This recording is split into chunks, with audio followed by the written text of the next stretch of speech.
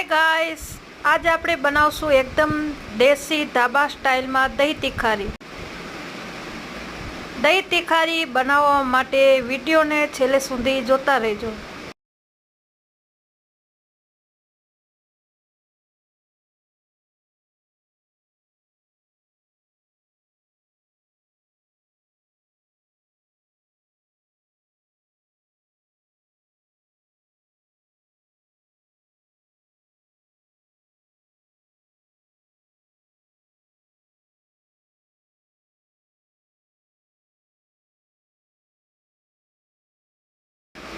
હું તો આ રીતે દહીં તિખારી બનાવું છું।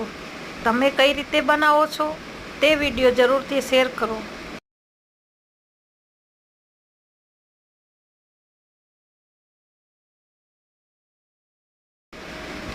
લાગે છે ને મસ્ત, સ્વાદમાં પણ બહુ સરસ।